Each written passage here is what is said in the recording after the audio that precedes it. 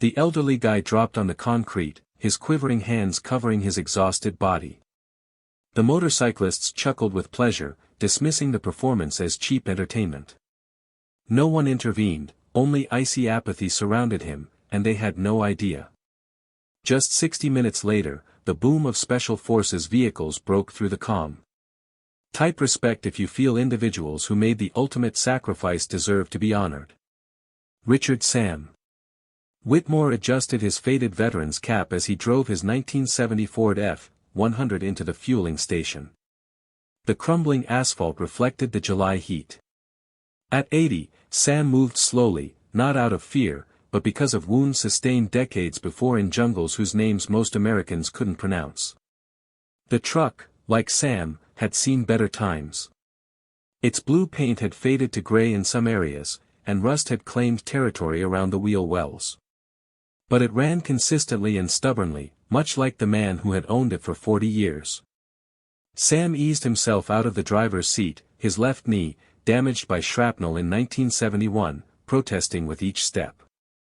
He pulled for his wallet, took out his veteran's discount card, and limped to the station's convenience store. 5 riders lounged around the air pump, leaning on their shiny motorcycles. Young men with leather vests and bandanas, tattooed arms, and no combat experience. They watched Sam with agitated eyes, looking for entertainment. "Check out Grandpa's rust bucket," as one cried out. "Probably took it from a museum." Sam disregarded the remark, keeping his gaze forward as he had done under far more dangerous circumstances. He had long ago realized that some fights were not worth fighting. Inside, he paid for his gas, and the cashier scarcely glanced up from her phone. Sam did not mind. When your memories were as loud as his, invisibility served you well. Back at the pump, Sam carefully removed the gas lid before inserting the nozzle. His hands, which had previously been stable enough to deactivate landmines, trembled slightly, making routine chores difficult. He didn't notice the motorcycle approaching until he was alongside him, smelling of cigarettes and cheap cologne. Could that thing even pass inspection? The biker inquired, tracing his tattooed finger across the truck's battered fender. "It seems like it should have been squashed 20 years ago." Sam looked up, meeting the younger guy's stare with clear blue eyes that had formerly been viewed through rifle scopes in defense of liberties that this young man took for granted. "Still runs," Sam said simply, returning his focus to the pump. Something about Sam's smooth rejection infuriated the biker. "Hey, old man, I'm talking to you," he said, raising his voice. "This is not a senior home parking lot." The other bikers moved over to create a loose semicircle around Sam. The gas station attendant stared out the window before averting his gaze. Sam answered calmly, "Just getting gas." "No problem." "No problem," another rider joked, knocking Sam's petrol can from his grasp. Fuel splashed on the concrete. "Grandpa, trouble is already here." Sam bent down gently to get the can. As he reached for it, the first rider shoved him hard, a casual, nasty move that threw the elderly man into the concrete. Sam rubbed his palms across the rough surface. His hips smacked the ground with enough force to cause a jolt up his spine. Stars flickered over the boundaries of his vision. The motorcyclists laughed, that special chuckle of the young and powerful who have never tried their mettle against worthy opponents. "Look at him," one snickered. "Can't even withstand a light push." Around them, life continued. A mom hustled her toddler into the car. A truck driver looked away. A teenager captured the situation but made no attempt to assist.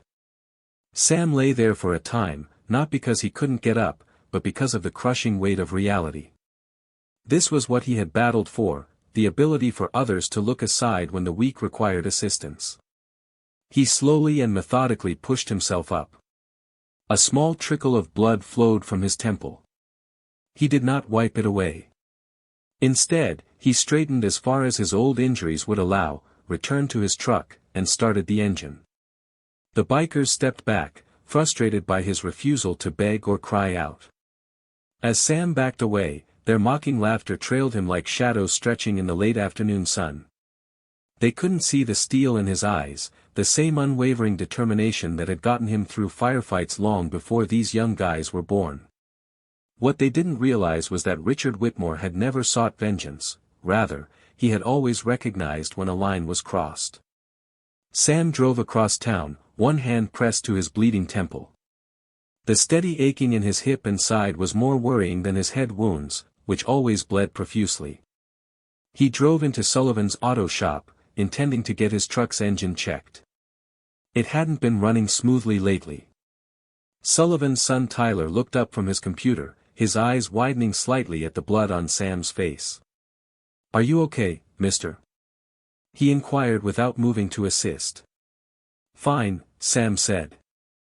"I was wondering if you could take a look at my truck, which makes a funny noise as I speed." Tyler stepped outside, gave the ancient Ford a quick inspection, then shook his head. "Sorry, we do not work on automobiles this old. Parts are difficult to find, and the investment is not worthwhile." Sam nodded once, acknowledging the unspoken message. He was too old, and his truck was too ancient, neither was worth the effort. He got back in his car and drove away without saying anything. As he traveled the old streets, memories flooded over him like sharp, relentless waves. He remembered the jungle heat of Laos, when his Special Forces unit had quietly maneuvered into hostile territory to rescue POWs. He recalls carrying his wounded squad leader 3 miles to extraction, both bleeding but determined to return home.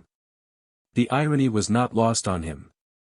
He had fought for a country where he now felt like an outsider, bled for liberties enjoyed by individuals who would belittle an elderly man's weakness, and sacrificed for a civilization that now saw him as if he were already a ghost. At 80, he mumbled to himself, "The biggest suffering is not physical, but being forgotten." He drove to the town center's little park, where he found a wooden bench under an oak tree. He took a handkerchief out of his pocket and blotted the blood on his face. His left arm ached from the fall, and he could feel bruises forming on his hip. A young guy selling lemonade noticed Sam's situation. The toddler hesitated, then took a cup of lemonade and began strolling toward the elderly veteran. His mother swiftly responded with a stern whisper and a shake of her head. Sam pretended not to notice the slight rejection, which hurt more than his physical pains. He had never anticipated gratitude for his service, but basic human goodness should not necessitate unusual conditions. A gang of teens passed by, chuckling amongst themselves. "Check it out, zombie apocalypse survivor," one joked, loud enough for Sam to hear. His pals snickered, sounding more like a Civil War veteran. Did he know Lincoln? Sam endured their ridicule in stoic silence. He gently removed a yellowed photograph from his wallet and handled it with affection. The photograph depicted 8 guys in jungle fatigues, arms around each other's shoulders, standing before a chopper. Despite the grime and tiredness on their faces, each man grinned with the fervor of someone who understands how important a moment of safety can be. Sam stood on the far right, younger and stronger, but with the same bright eyes. On the back, faded handwriting included 8 names and the brief words, "Whiskey Team," the ones who came back. Behind the photograph, Sam stored something he hadn't looked at in over 40 years. A little card containing a phone number and the phrase, "Emergency contact only, Special Forces Group 72. Despite decades of nightmares, the deaths of his wife and kid, and every sorrow, Sam had never used the number, possibly out of pride or the conviction that a man manages his own problems. But today, something had broken inside him, not his body, which had been through far worse, but his trust in his fellow Americans. A conviction that, underneath apparent differences, there was a fundamental respect for those who had served. Sam reached into his pocket and pulled out his old flip phone. His fingers, stiff from age and a recent fall, trembled as he entered the number off the card. He didn't expect anything. 40 years was a lifetime. The number would be disconnected, and the persons behind it would have retired or died. But something drove him to attempt. Perhaps the same instinct that kept him alive in battle when others perished. The phone rang 1, 2, and 3 times. A voice responded, clear, alert, and professionally neutral. Verification code? Sam hadn't expected a response. He was speechless for a time. Then, looking back through decades of memory, he remembered the response routine. Whiskey 7-2 Delta, he said, his voice more stable than he felt. Richard Whitmore. A pause on the other end. Then, with clear recognition. Wait for confirmation. Sergeant Major Whitmore. Sam sat motionless on the park seat, the phone close to his ear, as another voice came on the line. Older, authoritative, with a distinct commanding tone. Richard Whitmore. It has been a long time. Sam answered, too long, Colonel, as he was sent back to another life. What is your circumstance, Sergeant Major? Sam took a big breath. I need the squad, sir. There were no further inquiries. There is no desire for explanations. Only 3 words made something long dormant within Sam's chest unfurl like a flag in the breeze. Help is on the way. Colonel Edward Harrington, 75 and retired for 20 years, activated a process that had not been utilized in more than a decade at the Veterans of Special Forces Association headquarters, 200 miles away. He announced the Whiskey Team emergency assembly over a secure connection. Richard Whitmore has made contact. Within minutes, phones rang in 6 different cities across 3 states. Men in their 60s and 70s got the call. Nobody asked any questions. Nobody offered excuses. They just acknowledged and acted. In a suburban garage in Pennsylvania, retired Master Sergeant Frank Reeves unlocked a cabinet that his grandchildren had never seen before. Inside, there found a black tactical vest that was still well maintained and ready. Former Captain Leo Jenkins abandoned his afternoon plans in a Virginia fishing lodge without explaining why to his astonished fishing pals. Dr. Arthur Wilson, who was once the unit's medic, told his receptionist that he needed to reschedule his appointments due to a family issue. They came from various paths and lives, bound together by a tie made in fire decades before. Meanwhile, Sam remained on his park bench. The bleeding from his temple had stopped, but the day's events had left him exhausted.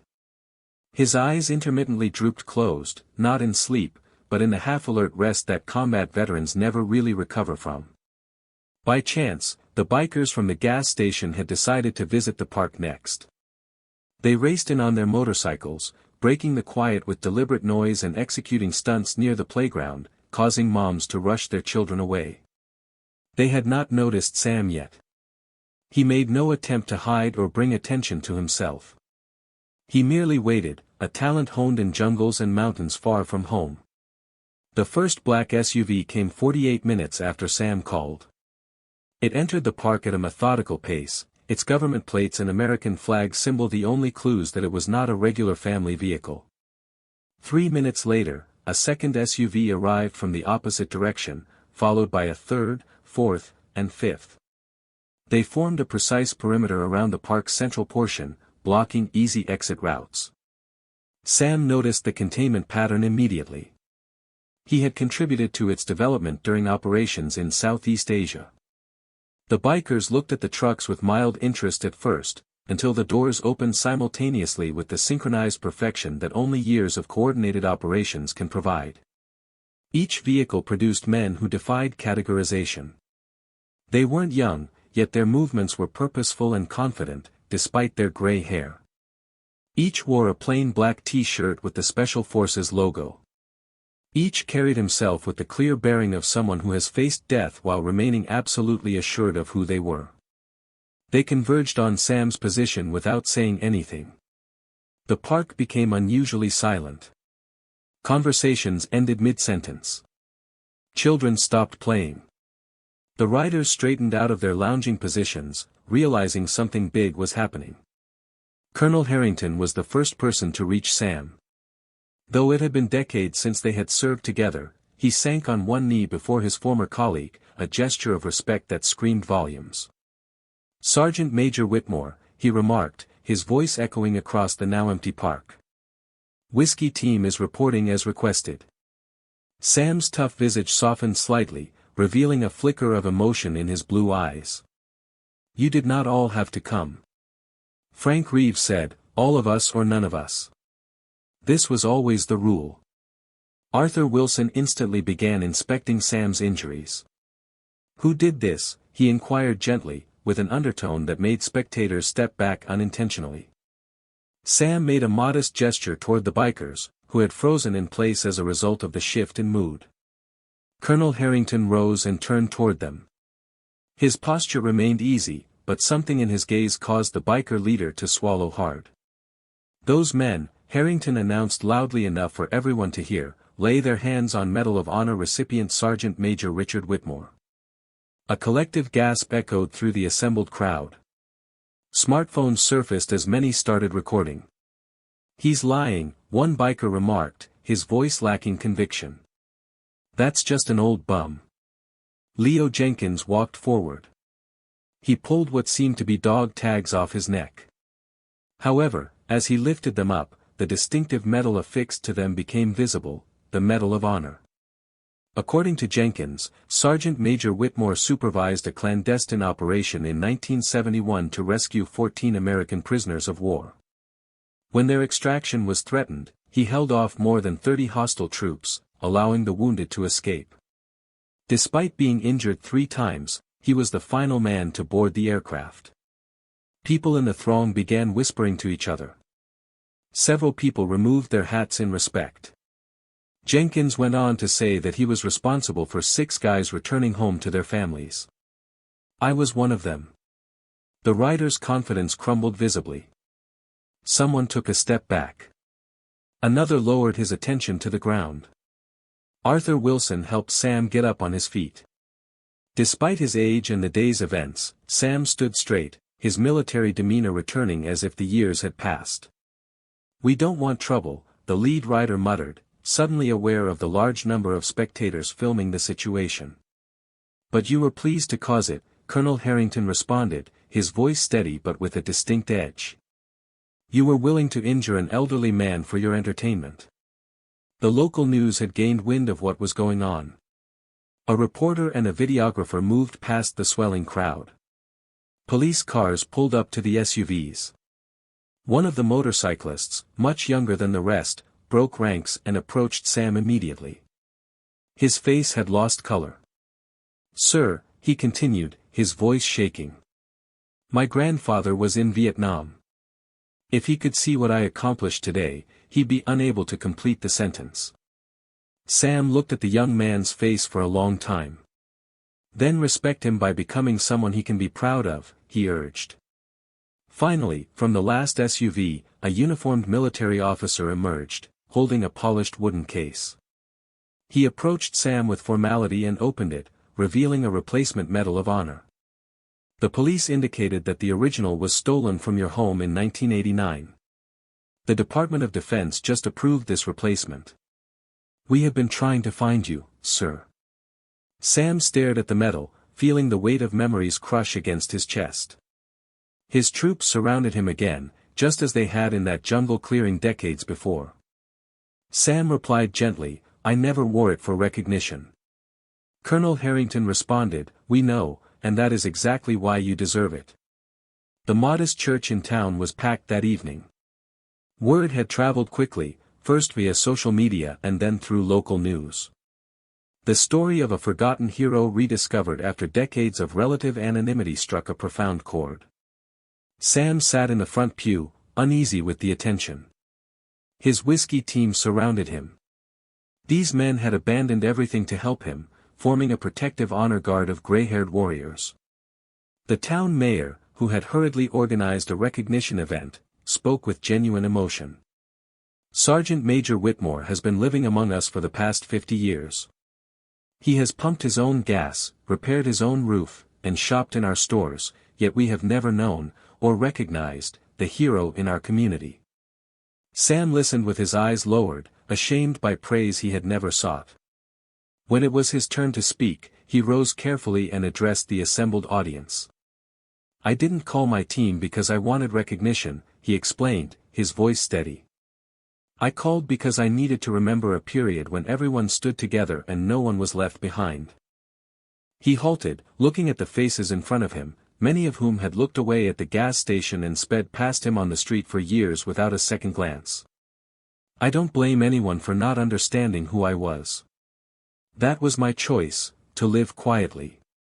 However, I beg that you take a closer look at the old man struggling with his groceries or the homeless veteran on the street corner. Their stories may not appear in history books, but they are important. The young kid who had intended to offer Sam lemonade broke loose from his mother's hands and approached Sam with a modest bouquet of wildflowers. "My father is also a soldier," the youngster remarked as he offered the flowers. He stated that real heroes do not necessarily wear uniforms. Sam received the flowers with equal solemnity. "Your father is correct," he said. "The bravest people I know showed their courage on the inside, where it counts the most." Following the ceremony, a municipal committee was created, promising to erect a tiny memorial in honor of not only Sam, but all soldiers who had returned to civilian life without fanfare. The proposed inscription reads, "Honor never fades, respect those who served." The bikers approached Sam before he left the church. Their leader, somber and really contrite, made not only an apology but also a pledge. "Starting immediately, sir, our club will provide free escort services for veteran funerals and events." Sam nodded his approval. Redemption, after all, had been central to many of his own life chapters. As he prepared to drive home in his old Ford truck, which 3 local technicians had already offered to restore for free, Sam paused to apply a fresh sticker on the rear bumper. "Proud veteran." It was modest, understated, and no longer hidden. Colonel Harrington laid his hand on his old friend's shoulder. "Will you be okay, Sam?" Sam gazed around at the town, which had suddenly recognized him for the first time in 50 years. "I believe so," he responded carefully. "Sometimes you have to fall to be seen." "You never fell, Sam," Harrington corrected softly. "You have been standing at attention for 50 years. The rest of us only just remembered to look up." As the Special Forces squad prepared to go their separate ways, they gathered around Sam one final time, not as ancient men with hurting joints, but as brothers who would always be. Some ties remained unbroken even after many years had gone. Sam Whitmore drove home that evening, no longer unseen and forgotten, but finally recognized as the modest hero he had always been. Some wear medals across their chests. Others have wounds on their hearts. Both deserve to be respected equally. Have you ever seen a nice person be treated unfairly? Share your tale because these kinds of stories ought to be heard. Don't forget to subscribe to Tale Strength to receive daily reminders. Respect is never out of style. The story of Richard Whitmore shows us that heroes don't always make themselves known. They live among us, quietly helping, patiently enduring, and never seeking recognition. In a world where the old and disadvantaged are frequently overlooked, we must remember to look beyond looks. The fragile elderly man at the gas station may have already carried injured teammates through gunfire. The quiet woman in the grocery store may have saved lives as a war nurse. Their fights did not finish when they removed their uniforms. Many returned home to fight in various conflicts, against memories that would not fade, wounded that would never fully heal, and a culture that would swiftly forget their sacrifice. Today, let us make a simple vow to recognize the heroes among us. To show respect, not because of what we know about their past, but because of the dignity that every human being deserves, particularly those who have sacrificed everything for others. Type honor if you believe in treating everyone with dignity, regardless of appearance or age. Because true respect is seeing the hero in everyone, regardless of whether their medals are visible.